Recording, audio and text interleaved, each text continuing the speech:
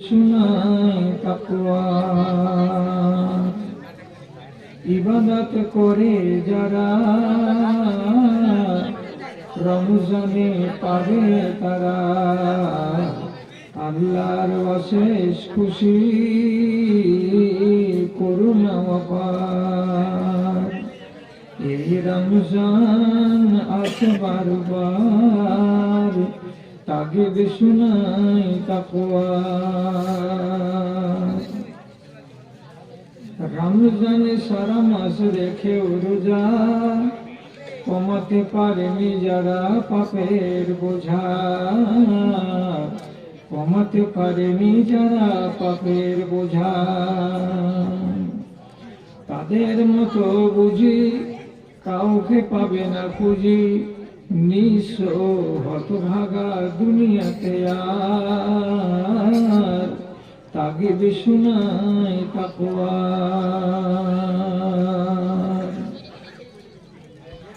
রোজা রেখে মারামারি ফাটাফাটি করে, রোজা রেখে মারামারি ফাটাফাটি করে, উপবাসে থাকে তারা সারা মাস ধরে, তারা সারা মাস ধরে। আল্লাহর দরবারে এই রোজা একেবারে, আল্লাহর দরবারে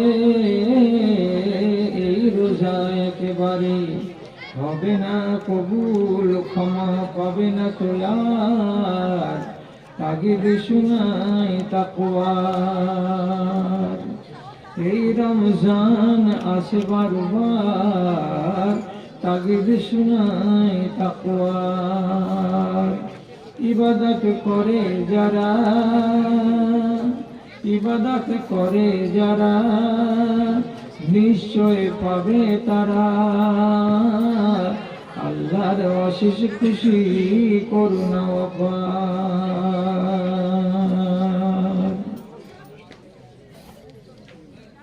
শ্রদ্ধেয় সভাপতি সাহেব, সমবেত এই গ্রামের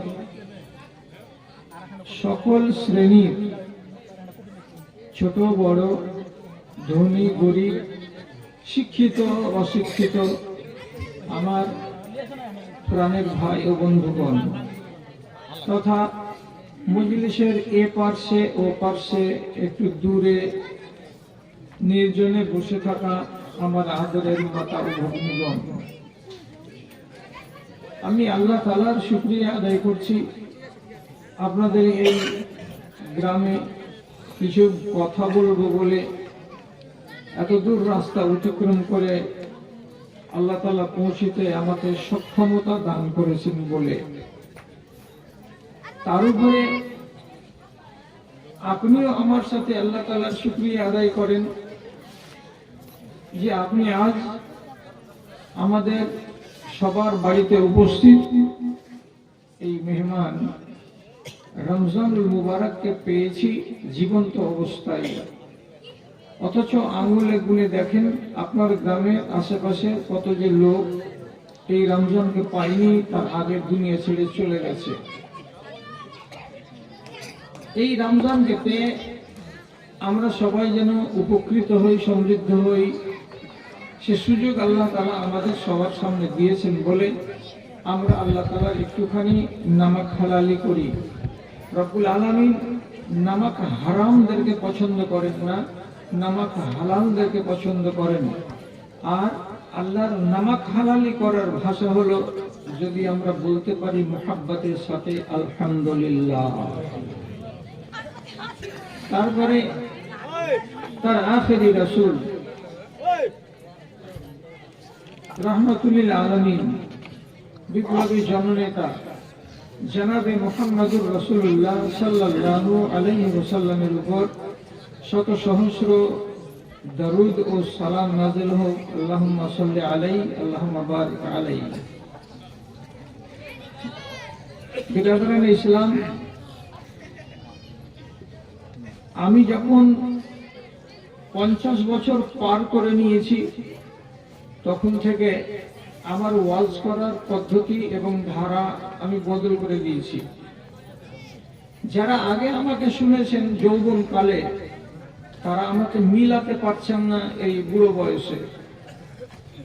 কেন যে আমি চিৎকার করি না, চেঁচামেচি করি না, লাফালাফি করি না, দাপাদাপি করি না, বেশি বেশি করে গজল গাই না, বেশি বেশি করে আমি চুটকি হাসি ঠাট্টা আমি বলি না, করি না। আমি আপনাকে কিছু কাজের কথা বলবো। যদি আপনি কাজের কথাগুলোকে শুনে কাজ লাগাতে পারেন তাহলে আলহামদুলিল্লাহ। আর যদি আপনি রং তামাশার কথা শুনে নিজেকে বদলাতে না পারেন, 4 ঘন্টা সময় কাটিয়ে সকালবেলা যদি ওই যেই ছ্যাবলার ছ্যাবলা, যেই গুন্ডার গুন্ডা সেই থাকেন, তাহলে আমি এমন স্টেজে যাবই কেন, আর আমি 1.5 ঘন্টা 2 ঘন্টা মূল্যবান সময়কে বরবাদ করবই কেন? এই জন্য আপনাকে আমি মোহাব্বতের সাথে বলছি, যারা কিছু শুনে নিজেকে লাভবান করবেন বলে বসে আছেন, তারা আমার দিকে কান লাগান। আর যাদের মন আছে দেখার আর আওয়াজটা কেমন শোনার, তাদের দেখা হলো শোনা হলো, তারা আস্তে আস্তে ভদ্র সহকারে এখান থেকে চুপচাপ কেটে পড়বেন, আমার কোনো দুঃখ হবে না। আমি যেটা কথা বলছি ভালো করে শুনুন। জান্নাত এবং জাহান্নাম দুটো জায়গা সম্বন্ধে আপনাদের সবারই নলেজ আছে। সুখের জায়গা হলো জান্নাত আর দুঃখের জায়গা হলো জাহান্নাম। কে আছে এইখানে একটা আল্লাহর খেপা বান্দা বলুক তো যে আমি মরার পরে জাহান্নামে যাব? কেউ আছে? মোটা হুঁস, মোটা ভজন, মাদুয়ান, লেলা খেপা কেউ একটা আছে? কেউ নেই। সবাই বলবে আমি ওই দুনিয়াতে গিয়ে জান্নাতে যাব, জাহান্নামে কেউ যেতে চাইবে না। তাহলে জাহান্নাম কি ফাঁকা পড়ে থাকবে? জাহান্নাম কি তাহলে আর লোক পাবে না? শুনেন, দুঃখটা হবে তখন যে জাহান্নামের জন্য লোক আছে লক্ষ লক্ষ কোটি কোটি, কিন্তু জান্নাতের জন্য লোক আছে কম। কেন? আপনি আপনার ভারতের হিসাবটাই করুন যে 100টা লোকের ভেতরে 25টা মুসলমান আর বাকি 75টাই হলো গ্যার মুসলমান, এরা তো সবই জাহান্নামী। তো দুঃখ কোনখানে লাগে? যখন এই 25টার মধ্যে থেকেও 5টা বেরিয়ে যাচ্ছে জাহান্নামে, তখনই মনে কষ্টটা লাগে। কেন? 75টা জাহান্নামী গেল, তো তাতে কি জীব হলো না আমাদের? যে আবার আমাদের ঘর থেকে, আমাদের ভাগ থেকে আরো 5টা চলে গেল, আরো 7টা চলে গেল জাহান্নামে, তখন কষ্টটা হয়। যাবেন কেমন জাহান্নামে? খেয়াল করুন, কথাটাকে কানে লাগান এবং বুঝার চেষ্টা করেন। আল্লাহ তাআলা আপনাকে দুটো জিনিস দান করেছেন এই দেহটাতে। এক, আপনার দেহ রক্ত আর মাংস। 2, এই দেহের ভেতরে লুকিয়ে আছে একটা রূহ। রূহ যদি না থাকে তাহলে দেহ থাকবে না, আর দেহ যদি না থাকে তো রূহ থাকবে না।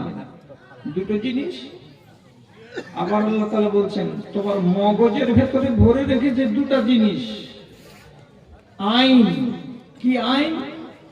একটার নাম আদেশ আর একটার নাম নিষেধ।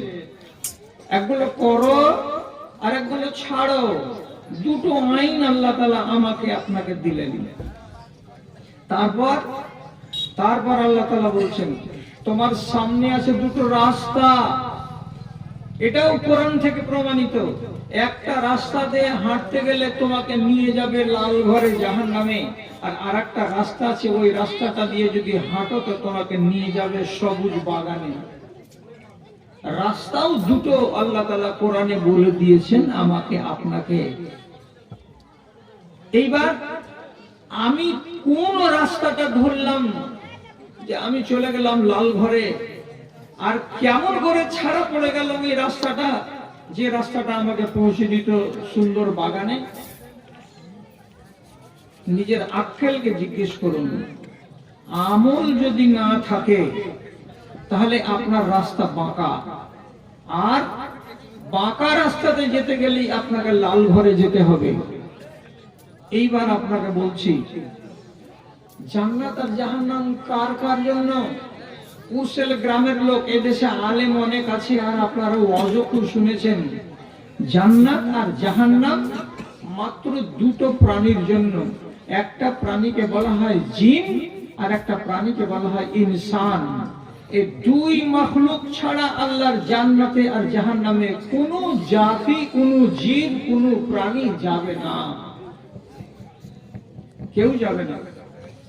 কোরআনে আল্লাহ তাআলা স্পষ্ট করে বলে দিয়েছেন, লাআমলাআন্না জাহান্নামা মিনাল জিন্নাতি ওয়ান নাসি আজমাইন। আমি নিশ্চয়ই আমার জাহান্নামকে পরিপূর্ণ করে দেব জিনের বেটা বেটিদেরকে দিয়ে এবং ইনসানের বেটা বেটিদেরকে দিয়ে। তাহলে জাহান্নামে যাবে কারা? জিন এবং ইনসান। এক ডজন আলেম আছে নিশ্চয়, যে আপনি এদেরকে সকালবেলা জিজ্ঞেস করবেন। আর কেউ জাহান্নাম যাবে? কেউ যাবে না জাহান্নামে। আর কে আছে? কে আছে মানে তাসবিহ তো সবাই করে, আল্লাহর জিকির তো সবাই করে। তো তাসবিহ পড়ছে, আল্লাহর জিকির করছে, তো জান্নাতে ওরা যাবে না কেন? গাছ আল্লাহর জিকির করছে, পিঁপড়া, পোকা মাকড়, মাছ নদীতে এরা আল্লাহর তাসবিহ বয়ান করছে, লক্ষ লক্ষ কোটি কোটি আল্লাহর ফেরেশতা এরা তাসবিহ বয়ান করছে, এরা কেন যাবে না? কেউ যাবে না। আল্লাহ তাআলা কোরআনে আরেক জায়গাতে বলছেন, লাম ইয়াতমিসুহুন্না ইনসুন ক্বাবলাহুম ওয়ালা জান। জান্নাতের যদি তুমি ভোগ দখলকারী হও, তোমার নসিবে যদি জুটে, তাহলে সেখানে সুন্দরী সুন্দরী রমণীগুলো রাখা আছে, যেই রমণীগুলোকে এর আগে কোনো জিনের বাচ্চা ছুঁয়েও দেখেনি, কোনো ইনসানের বাচ্চাও ছুঁয়ে দেখেনি।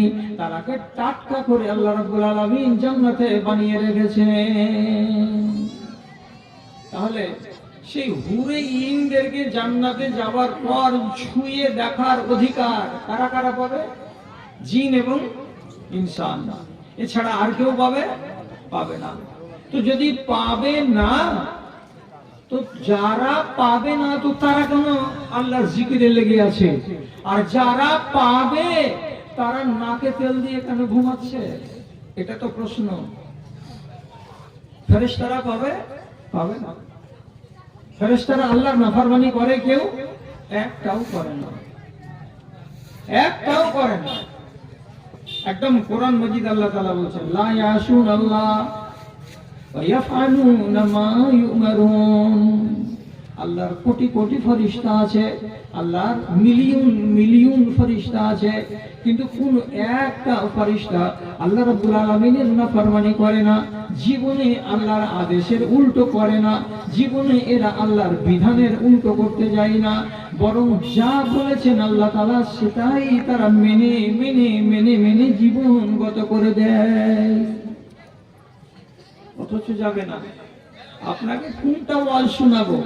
আমার নসিবে হয় জান্নাত না হয় জাহান্নাম আছে, তবু আমি চিয়াতন নই। আর যাদের নসিবে জান্নাত জাহান্নাম কিছু লেখা নেই, তারা পেরেশান দিন আর রাত সারা সারা বছর।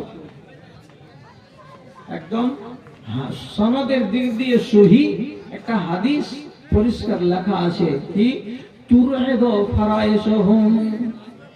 কিছু কিছু আল্লাহর ফেরেশতা এমন আছে, আল্লাহর ভয়ে তাদের এই কোখার চামড়াগুলো চমকে চমকে উঠছে। আল্লাহর ভয়ে বগলের নিচে কোখার চামড়াগুলো চমকে চমকে উঠছে তাদের। আল্লাহ কি হবে, আল্লাহ কি হবে বলে। তারপর ইয়াসকুতু দামউহু আলা মালাকিন। ওরা যখন দাঁড়িয়ে দাঁড়িয়ে ইবাদত করে, তখন আল্লাহর ভয়ে আল্লাহর এক ফেরেশতা যখন কাঁদে, তখন ওর চোখের পানিগুলো নিচু দিকে পড়ে না, নিশ্চয়ই ওইখানে আর একটা ফেরেশতা কেউ না কেউ আছে, রুকু করে আছে, তার পিঠের উপরে তার মাথার উপরে গিয়ে ওই ফোঁটাগুলো পড়ে। তাহলে একগুলো দাঁড়িয়ে দাঁড়িয়ে নামাজ পড়ছে, আর আল্লাহর ভয়ে ওদের কোখা বগলের নিচের মাংসগুলো কেঁপে কেঁপে উঠছে, আর চোখ থেকে যখন পানি ঝরছে তো সেই পানিটা মেঝেতে দিয়ে পড়ে না, আবার অন্য কোন ফারিস্তা তার পাশে আছে, রুকুর হালাতে আছে বা সাজদার হালাতে আছে, ওর উপরে গিয়ে পড়ছে। তাহলে জায়গা ফাঁকা আছে? সব জায়গাতে আল্লাহ তাআলা ফারিস্তাগুলো সাজদায় মগ্ন আছে। এবার কি হবে? যেদিন আল্লাহ রাব্বুল আলামিন তার ফারিস্তাকে দিয়ে বাঁশিতে ফুঁক লাগাবেন, আর বাঁশিতে ফুঁক লাগানোর পরে যখন কিয়ামত কায়েম হবে, সেই দিন এই ফারিস্তাগুলো উঠে দাঁড়াবে। আল্লাহ রাব্বুল আলামিনকে তারা চোখের সামনে দেখতে পেয়ে আল্লাহর মর্যাদা, আল্লাহর কিবরিয়াই এবং আল্লাহর বড়াইকে দেখার পরে এই ফারিস্তাগুলো আল্লাহর সামনে খাড়া হয়ে বলবে, আবাদনাকা মা আবাদনাকা হাক্কা ইবাদাতিকা, এ আমার পরওয়ারদিগার, তুমি যেদিন আমাকে তৈরি করেছিলে সেদিন থেকে আমাকে আদেশ করেছিলে সাজদায় পড়ে যেতে, আমি তখন থেকে সাজদায় পড়েছিলাম। আর একজন ফারিস্তা বলবে, হে আল্লাহ, তুমি যেদিন আমাকে তৈরি করেছিলে সেদিন থেকে তুমি বলেছিলে আমাকে রুকুতে থাকতে, আমি তখন পর্যন্ত রুকুতেই ছিলাম।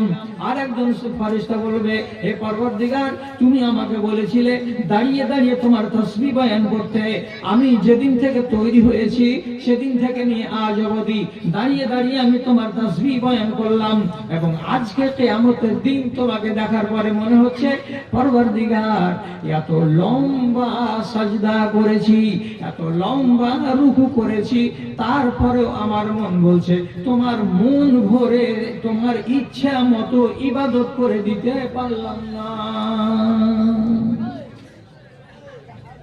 এত লম্বা সিজদা দেওয়ার পরে আক্ষেপ করে বলছে, আল্লাহ তোমার জি ভরে যাবে, আমি সিজদা করতে পারলাম না। তাহলে আপনি এবার নিজেকে আন্দাজ করে বলুন তো, যে বেচারীদের কপালে আল্লাহ তাআলা জান্নাত লিখেননি, তারা কত লম্বা সময় ধরে সিজদায় আছে, তারা কত লম্বা সময় ধরে রুকুতে আছে, তারপরে আবার বলছে আল্লাহকে যে আল্লাহ আমার ইবাদতে তোমার মন ভরল কি? এই ধরনের আফসোসের কথা। ওরা ব্যস্ত আছে, ওরা পরেশান আছে, আল্লাহর কোন সময় কোন ফয়সালা আমার উপরে হয়ে যাবে, তখন আমার তকদিরে কি ঘটে যাবে আল্লাহ আমি জানি না, এই জন্য তোমার আদেশকে পালন করছি, অমান্য করি না। সহিহ হাদিস, আল্লাহ পাকের নবী বলছেন, উরিতুল লাইলাতাল্লাতী উসরিয়া বি, যেদিন রাতে আমাকে আল্লাহ তাআলার ফেরেশতারা এই দুনিয়া থেকে আসমানের সফরে নিয়ে গেছিলেন, সেদিন রাতে 7 আসমানের উপরে, যেখান জায়গাটাকে বলা হয় সিদরাতুল মুনতাহা, ওই জায়গাতে গিয়ে দেখছি সমস্ত ফেরেশতাদের নেতা সরদার, তিনি হলেন জিবরিল আলাইহিস সালাম। তিনি যে কোনো দুনিয়ার পয়গম্বরের কাছে ওহী নিয়ে এসেছেন এবং তাকে ফেরেশতাদের নেতা হিসেবে আল্লাহ তাআলা নির্বাচন করেছেন, এবং তার মতো শক্তিশালী ফেরেশতা আল্লাহ তাআলা আর কাউকে বানাননি। এত ক্ষমতাশীল সেই ফেরেশতা, তার নাম জিবরিল। রাসূল বলছেন কি, সে রাত্রি বেলায় আমি চলতে চলতে গিয়ে হঠাৎ এক জায়গাতে দেখছি যেন একটা বড় বিল্ডিং এর পাশে বা তার ভেতরে কোনায়, যেমন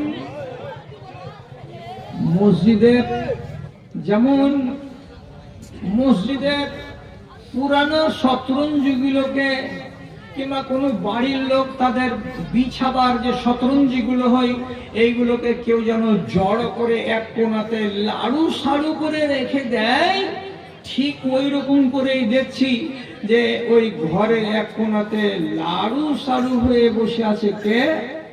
হযরত জিবরিল। হাদিসের ভাষাটা কি? রাইতুহু কাল হিলসিল বালি, কাল হিলসিল বালি।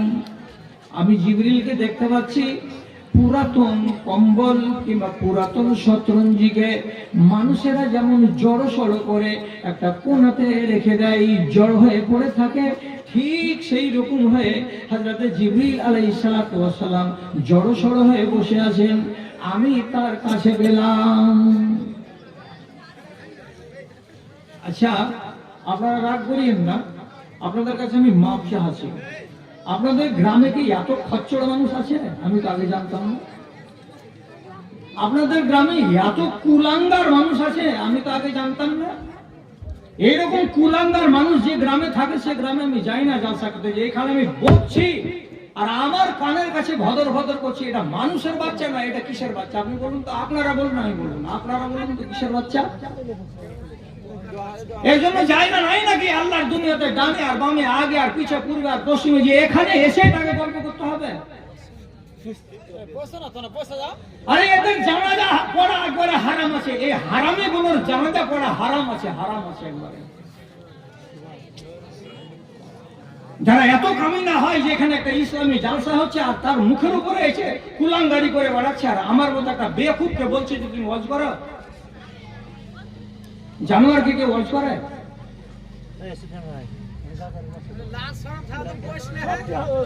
চারটা কিংবা পাঁচটা কিংবা ছটা আপনাকে রেজাকার দিতে হতো, যে রেজাকার গুলোর হাতে একটা জিয়ালার ডাল থাকবে, আর এই জিয়ালার ডালগুলো নিয়ে দাঁড়িয়ে থাকবে, আর যে ভ্যাকার ভ্যাকার গুলোর পাশে একটা করে লাফ মারবে না, জিয়ালার ডাল মারবে।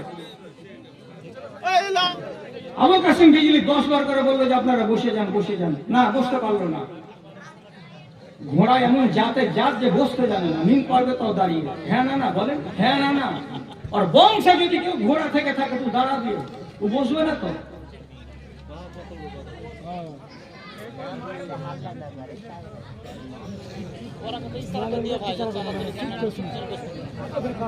আচ্ছা, হ্যাঁ, মানে খালি মজলিস হলেও আমাকে 1.5 ঘন্টা বলতে হবে, আমি পারবো। আর যদি 20টা সাউন্ড বক্স এখানে বাজে আর তারপরে আমাকে বলতে বলা যায়, তাহলে বলতে পারবো। মানে এইগুলো আমাদের সবই অভ্যাস আছে, কিন্তু খারাপ লাগছে বলে বললাম। হ্যাঁ বলছিলাম কি, আপনাকে দেখছি হযরতে জিবরিল, আপনি কেন এমন জড়সড় হয়ে বসে আছেন? আপনাকে তো সম্মানের সাথে এইভাবে বসে থাকতে হবে, ইজ্জতের সঙ্গে এইভাবে বসে থাকতে হবে। আপনাকে দেখলেই যেন চিনতে পারি এটা কে তো উমুক, এটা কে তো উমুক। তা আপনি জড়সড় হয়ে কেন বসে আছেন এইরকম করে?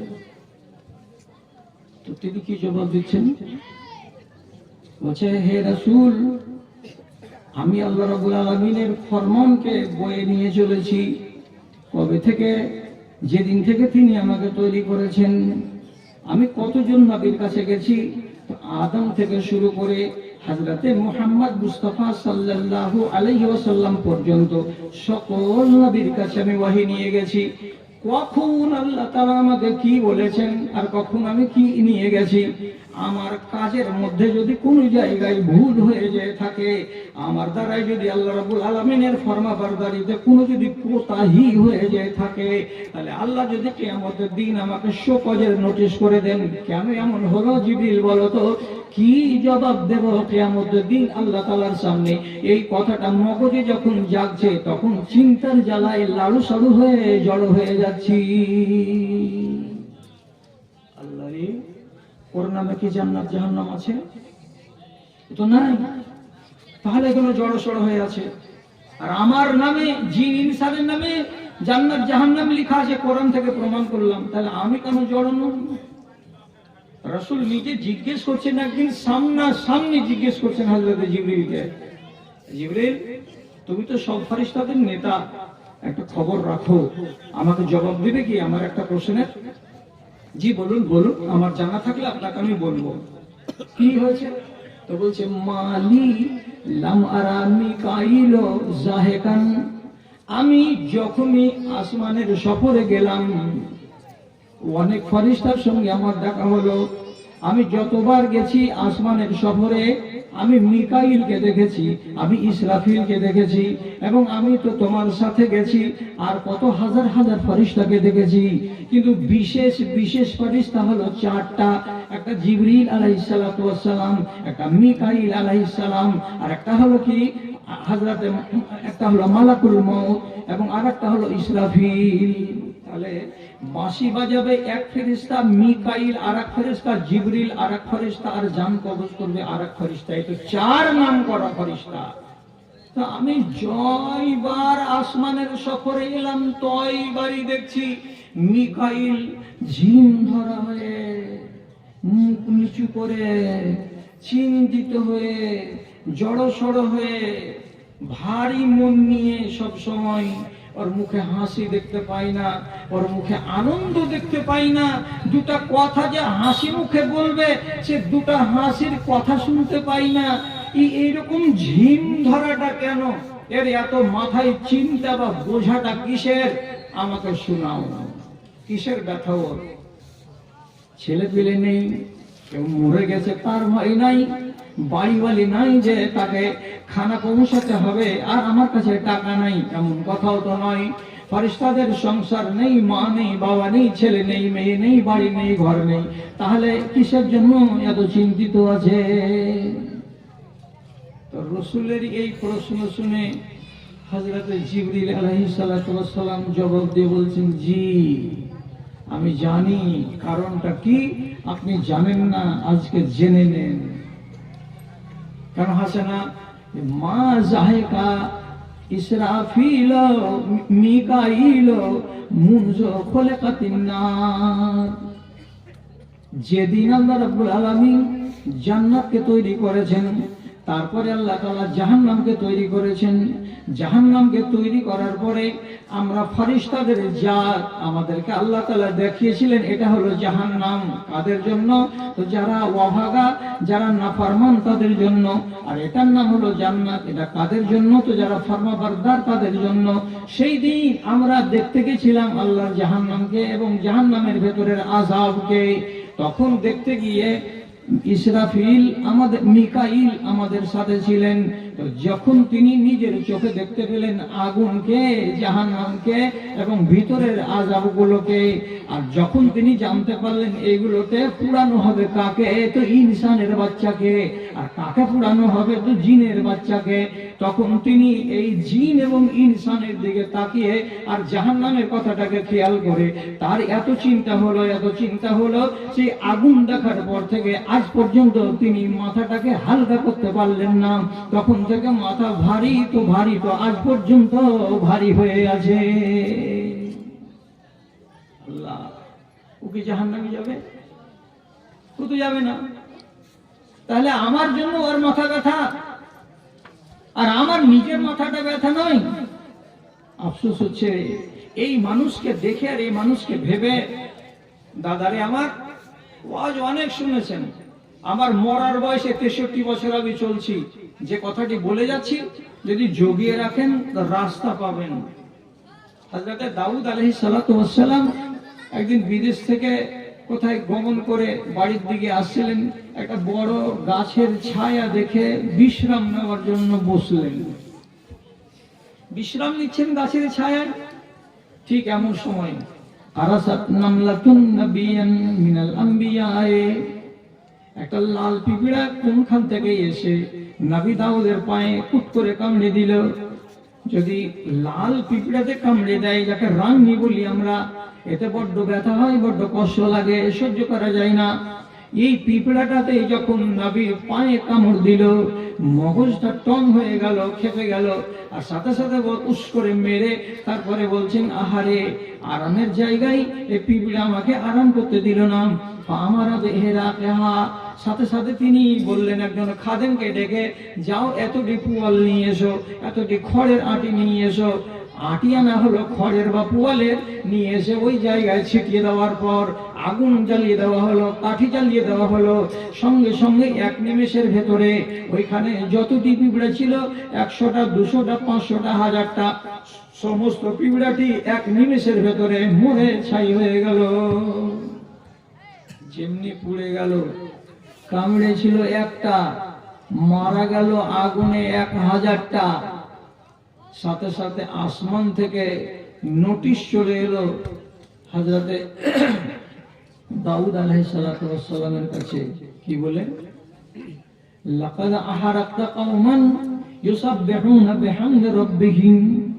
আপনি যে এক্ষুনি এই 10 মিনিট 15 মিনিট আগে আপনাকে একটা পিঁপড়াতে কামড়ালো, আর আপনি গোটা বংশটাকে ধ্বংস করে দিলেন।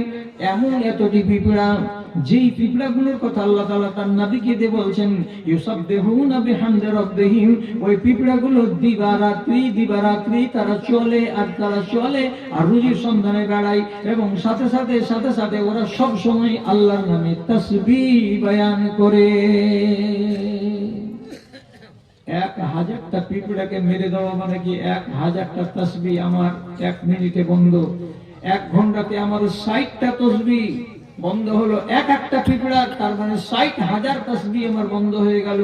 যদি এইরকম করে হিসাব করি তো 24 ঘন্টাতে আমার নামের জিকির, আমার নামের তাসবিহ বন্ধ হয়ে গেছে। কার কাছ থেকে? তো 1000টা পিঁপড়ার কাছ থেকে। এত বড় কাজ করলেন কেন? শেষে তিনি আল্লাহ তাআলার কাছে মাফ চাইলেন। আর আল্লাহর কোরআনে কি বলছেন?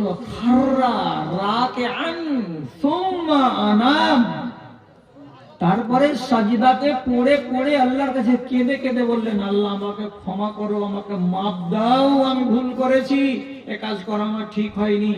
তোমার তাসবিহ পড়া প্রাণীটাকে আমি জীবন্ত পুড়িয়ে মেরে ফেলে দিয়েছি। আপনি বলুন, ওরা যদি এতটি তাসবিহ করতে পারে, তা আপনার মতো মানুষ, আপনার নামে আছে জান্নাত আর জাহান্নাম লেখা, আপনি কতটি তাসবিহ পড়েন? পাহাড় নদী গাছে গাছালি মরু সাগর পাখালি সব গাহে তার গান, শুধু গাহে না জিন করি ইনসান রে, শুধু গাহে না জিন করি ইনসান। ফুলের মধু এত যে মিষ্টি, কে করেছে এসব সৃষ্টি, বলো তো কার দান? শুধু গাহে না জিন করি ইনসান রে, শুধু গাহে না জিন করি ইনসান। আমরা দোষী, আমাদের দোষ আছে, দোষটাকে সারাতে হবে। একটা কথা কি মনে রাখতে পারবেন? কালকে সন্ধ্যাবেলায় চায়ের দোকানে গেলে একটু স্মরণ করবেন আর আরেকজন বন্ধুকে স্মরণ করিয়ে দেবেন। তা কি বাপের চলন বেটাকে ধরতে হয়, বাপের চলন বেটাকে ধরতে হয়, সেটা যদি বদ চলন না হয়। বাপ ডাকাত ছিল, আপনি ডাকাতি করবেন না। বাপের যে ভালো চলন কটা ছিল সেটি ছেলেকে ধরতে হবে। এটা হলো নিয়ম, এটা হলো ফিতরাত। আমাদের বাপের নাম কি? এই বাপ নয়, আদি বাপ, জন্ম বাপ। যেই বাপ, তাকে আমরা বলি আদম আলাইহিস সালাতু ওয়াস সালাম, তিনি হলেন আমাদের বাপ। তো সেই বাপের যেটা চরিত্র হাদিসের ভেতরে বর্ণিত হয়েছে, আপনাকে শর্টের ভেতরে জানিয়ে আরো অনেক কথার দিকে নিয়ে যাচ্ছি। হযরতে আদম সম্বন্ধে হাদিসের ভেতরে বড় হাদিসের শেষখানে 3টা কথা লেখা আছে। কি? জাহাদা আদামু ফাজাহাদা আওলাদাহু, ফাখাতিয়া আদামু ফাখাতিয়া আওলাদাহু, ওয়া নাসিয়া আদামু ফানাসিয়া আওলাদাহু। হযরতে আদম হুজ্জতি করেছিলেন, এই জন্য তার যত দুনিয়াতে বেটা বেটি আছে এরা হুজ্জতি করে। হযরতে আদম ভুলে গেছিলেন, ভুলে যাওয়ার রোগ তাকে লেগেছিল, এই জন্য তার যত দুনিয়াতে বেটা বেটি আছে সবাইকে ভুলের রোগ লেগে আছে, অনেকেই ভুলে যায়। 2 আর কি? তারপর হযরতে আদম আলাইহিস সালাতু ওয়াস সালাম একটা অন্যায় করেছেন কিংবা একটা পাপ করে দিয়েছেন, এই জন্য তার বেটারা দুনিয়াতে যত আছে তারা ভুল করে দেয়, তারা পাপ করে দেয়। তাহলে আমার বাপের স্বভাব কয়টা হলো? 1 হুজ্জতি করা, 2 খাতিয়া, ভুল কাজ করা মানে কি? গুনাহের কাজ করা। তাই আমরা গুনাহগার, বাপ গুনাহ করেছে বলে। আর বাপ ভুলে গেছিল, স্মরণ ছাড়া, স্মরণে নেই, এই ভুলা। তো তার ছেলে আর মেয়েরা আজকে দুনিয়াতে ভুলা। এবার আপনাকে গোড়াতে নিয়ে যাই। উনি হুজ্জতি কি করলেন? হুজ্জতি করলেনটা কি? তো ভালো করে বুঝেন। যখন আদমকে তৈরি করা হলো, তো তৈরি করার পর আল্লাহ তাআলা আদমের চোখের সামনে সেদিন থেকে নিয়ে কিয়ামত পর্যন্ত যত মানুষের বাচ্চা দুনিয়াতে আসবে সবাইকে রূহের আকারে তার সামনে আল্লাহ তাআলা হাজির করলেন, দিয়ে বললেন, এই দেখো এগুলো সব তোমার আওলাদ। তো এই রূহের আকারে কোটি কোটি তার আওলাদের ভেতরে একটা আওলাদকে দেখতে তাকে খুব সুন্দর লাগলো। তখন আল্লাহ তাআলাকে ডেকে বলছেন হযরত আদম, আল্লাহ এই যে আমার বেটাটা এখানে বসে আছে, দেখতে সুন্দর, ধবধবে সাদা, সুন্দর নওজোয়ান, এর নাম কি? আল্লাহ তাআলা বললেন এর নাম দাউদ, একদিন নবী হবে। আল্লাহর বয়স কত দিয়েছেন আপনি? তো বলে 60 বছর। তো হযরত আদম তখন কপালে হাত দিয়ে বলছে, হায় আল্লাহ, হায় আল্লাহ, এত সুন্দর ছেলে, টকবকে সাদা চেহারা দেখে মন জুড়িয়ে যাচ্ছে, তাতে একটা নবী, আর তাকে আপনি 60 বছর বয়স দিয়েছেন। আর আমাকে আপনি কত বয়স দিয়েছেন? বলছে তোমাকে বয়স দিয়েছি 1000 বছর। হযরত আদম বলছেন আপনি আমার বয়সে 40টা বছর নিয়ে নেন, নিয়ে আমার ওই ছেলেটাকে দিয়ে দেন, ওর 100 বছর হয়ে যাক। আল্লাহ তাআলা বললেন ঠিক আছে, তোমার 1000 বছর বয়স থেকে 40টা বছর কেটে নিয়ে আমি দিয়ে দিলাম তোমার ওই বেটাটাকে, ওর হয়ে গেল 100, আর তোমার হয়ে গেল কত? 960 বছর। এবার যেদিন 960 বছর পুরা হয়েছে, মালাকুল মউত এসে হাজির। তাহলে একটা জিনিস শিখলেন এইবার কি?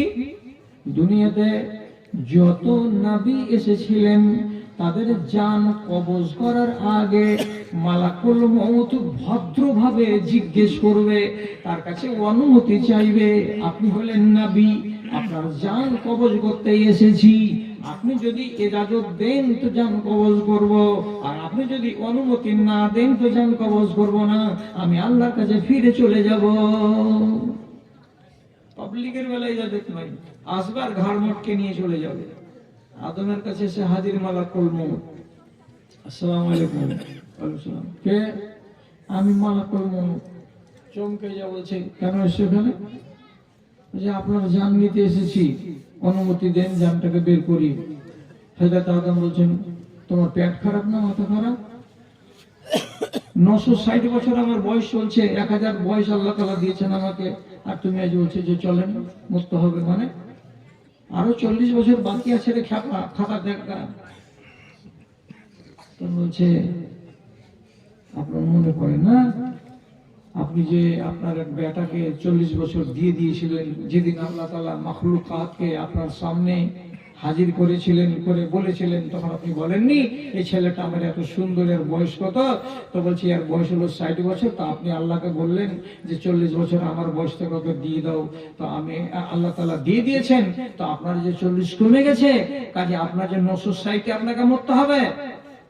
ঝাড়া যা বলছে কিসের কথা কইছে ওগুলো আমার মনে টনে পড়ে না, বাজে কথা ছাড়ো দেখলাম।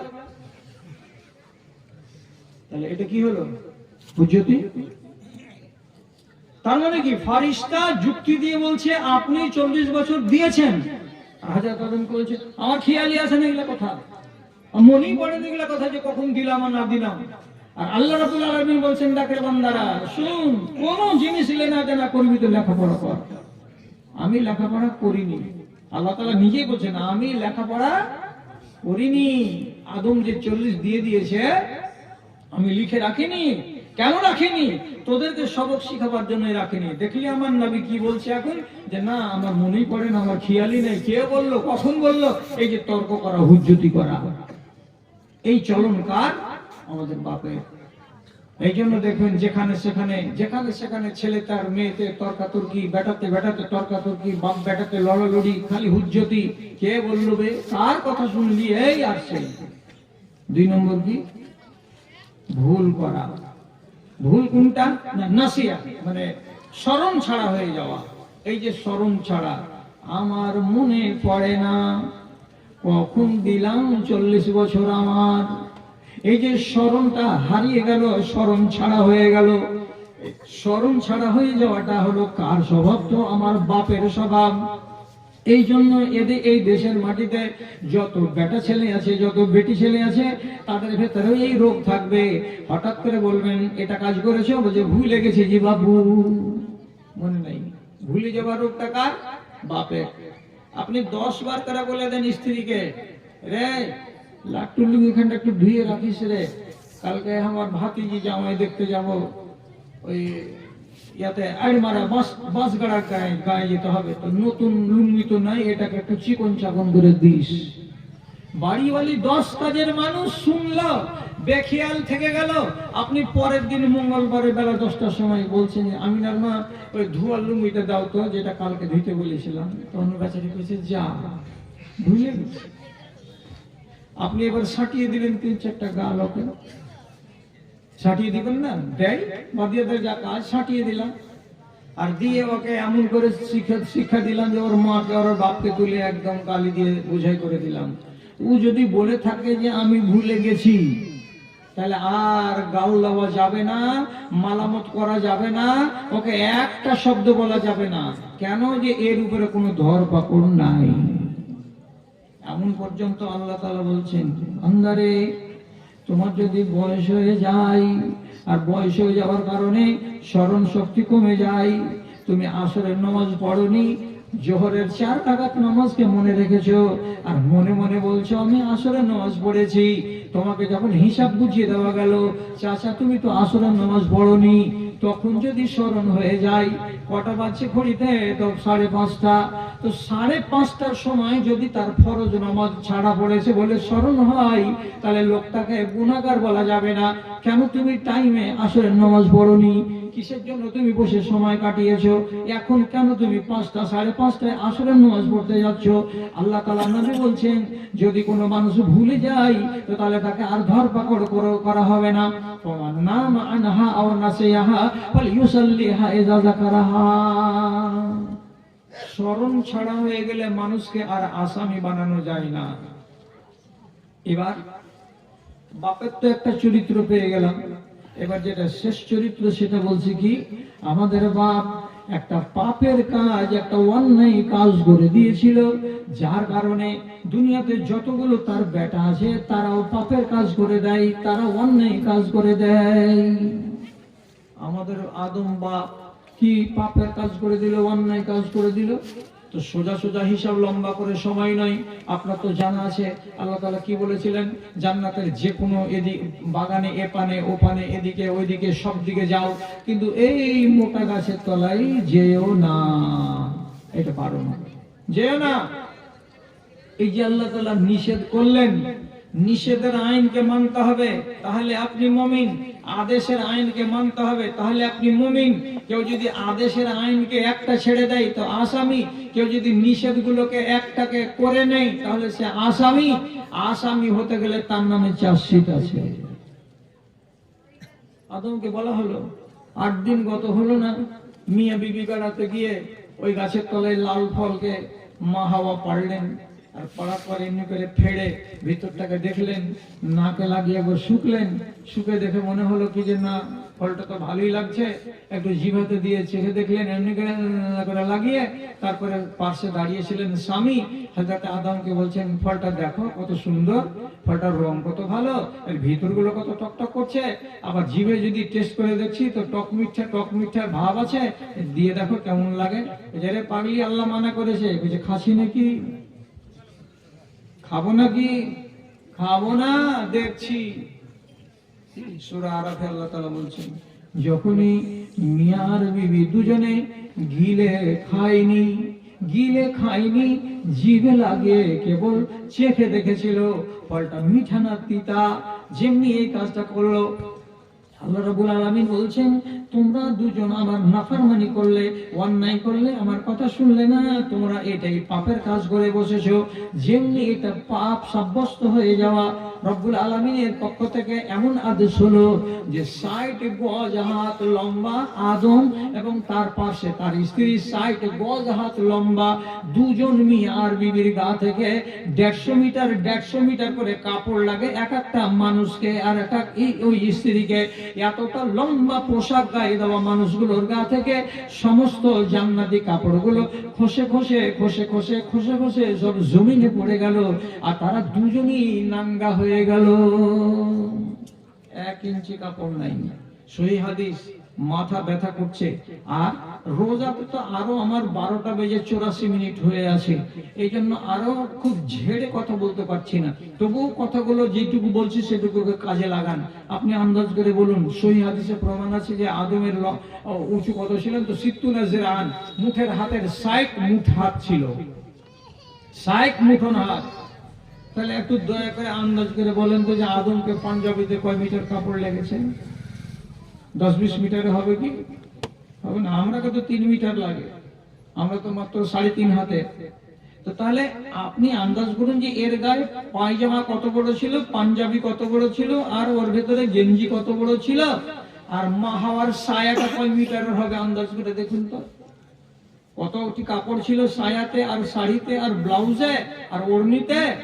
সমস্ত কাপড় নিমেষের ভেতরে অ্যাসিড যেমন লেগে যায় কাপড়ে, তো কাপড় কেটে কেটে নিচে পড়ে যায়, তেমনি সব নিচে পড়ে গেল, 1 ইঞ্চি কাপড় গায়ে থাকলো না। বুঝে নিলেন যে ভুল হয়ে গেছে।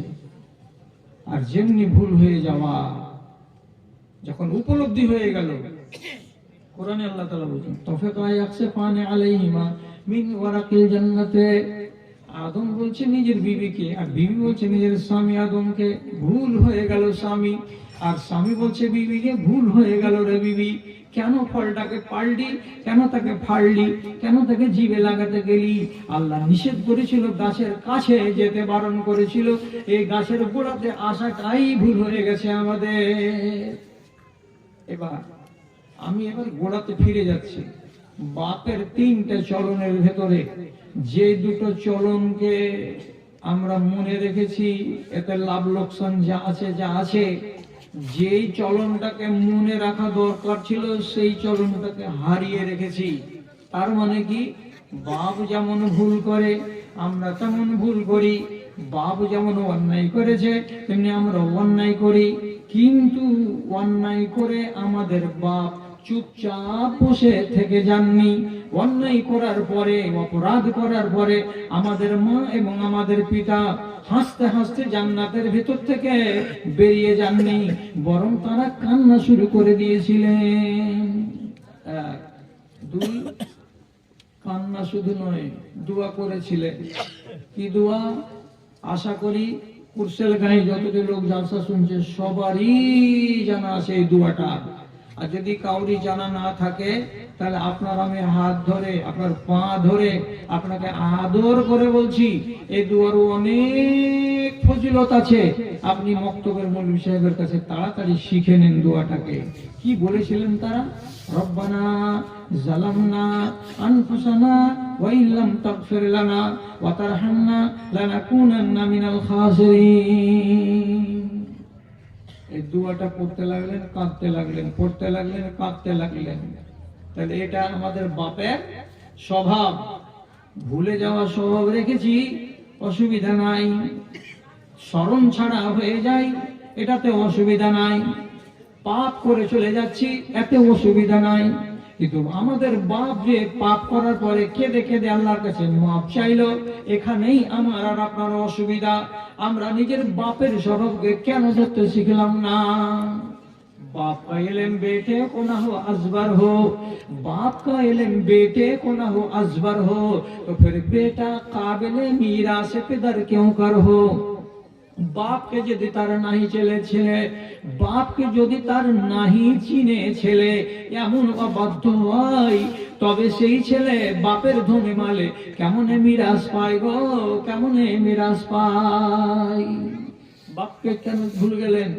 কেন আপনি বলছেন না যে আমারও ভুল হয়েছে, আমার বাপ যেমন কেঁদে মাপ নিতে পারলো তেমনি আমিও মাপ নিয়ে নিব? এই দুয়াটা যখন বলতে লাগলেন, অনর্গল বলতে লাগলেন, দিন আর রাত, দিন আর রাত, দিন আর রাত। কতদিন বলেছিলেন এটা সহিহ হাদিসে নাই।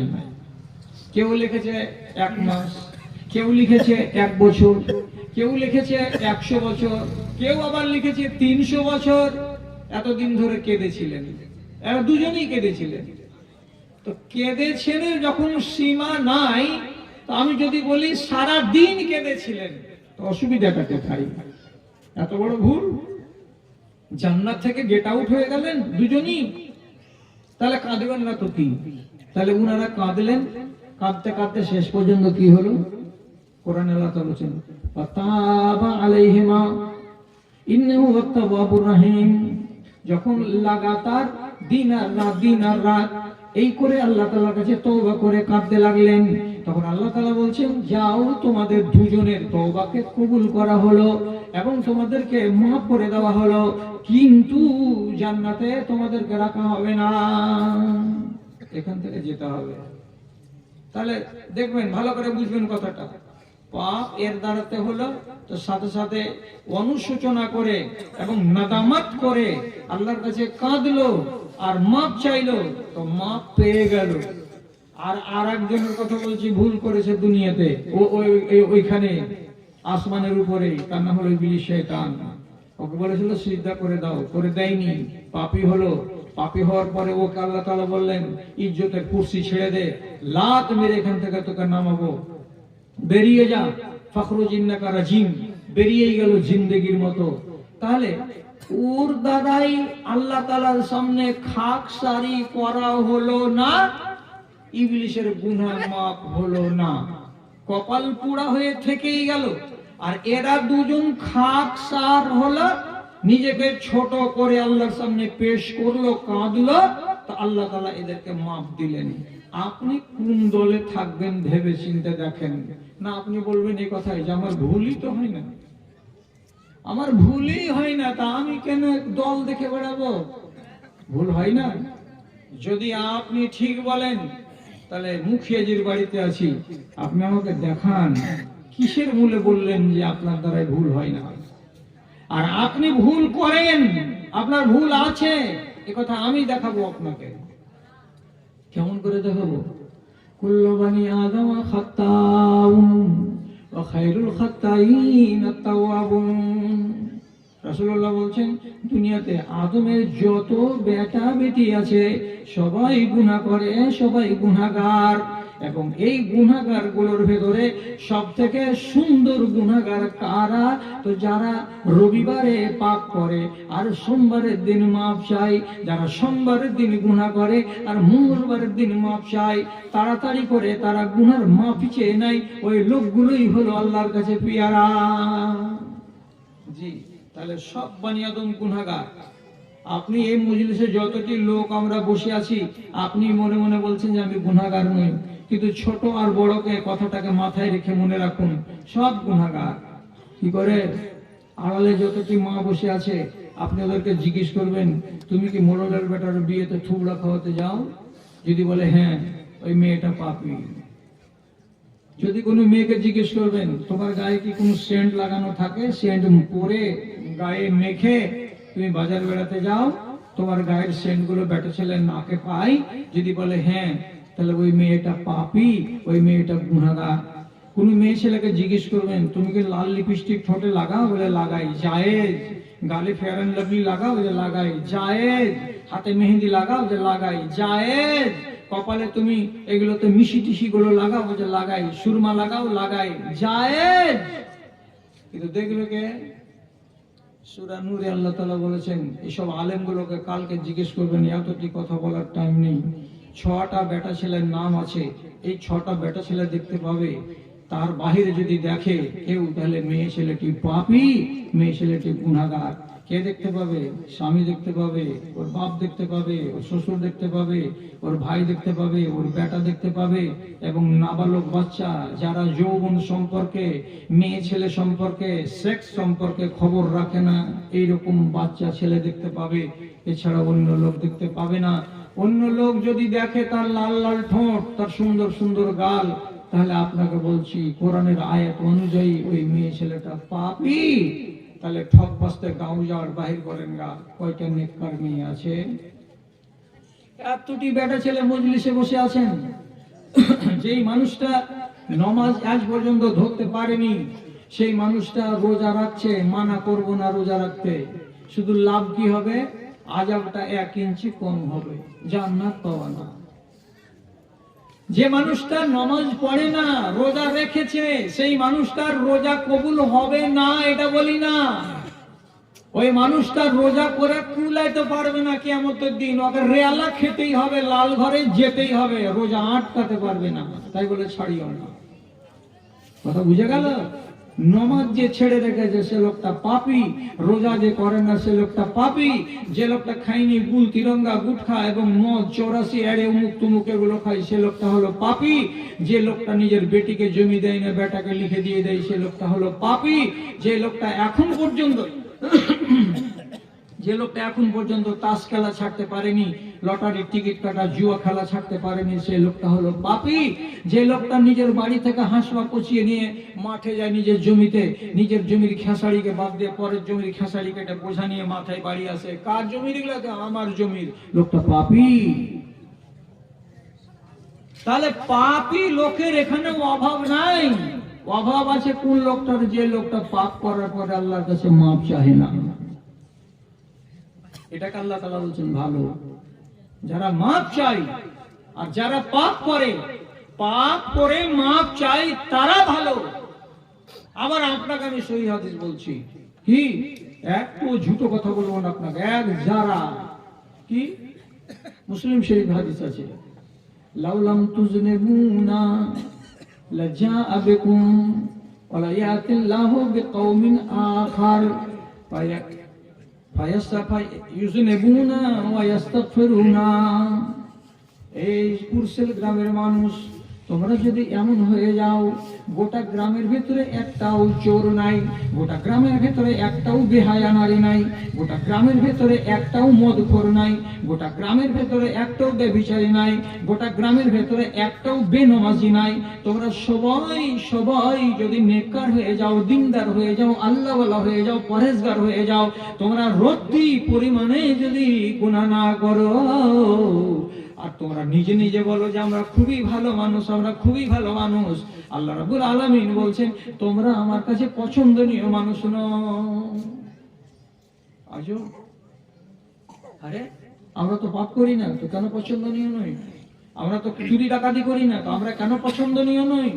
নবীজি বলছেন তোমরা পছন্দের লোক আল্লাহর কাছে নও।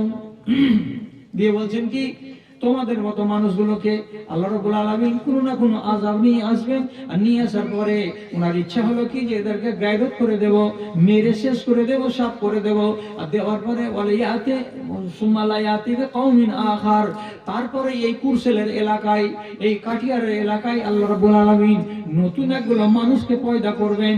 ওই মানুষগুলো কেমন হবে? ইউজনেবুনা, মানুষগুলো মুসলমান হবে, আবার এই মানুষগুলো মাঝে মাঝে দিনে রাতে একটা করে পাপ করবে, আর দিনের বেলায় পাপ করে রাতের বেলায় আল্লাহর কাছে মাপ চাইবে, আর বলবে আল্লাহ জি ভুল করেছি, সোমবারের দিন আমার মনে তখন ছিল না, খেয়াল ছিল না, আল্লাহ আমাকে তুমি মাফ করে দাও। তো ভুল করবে একবার, আর আরেকবার আল্লাহকে বলবে মাফ করে দাও। আল্লাহ তাআলা বলছেন তখন আমি আমার বান্দাকে মাফ করে দেব।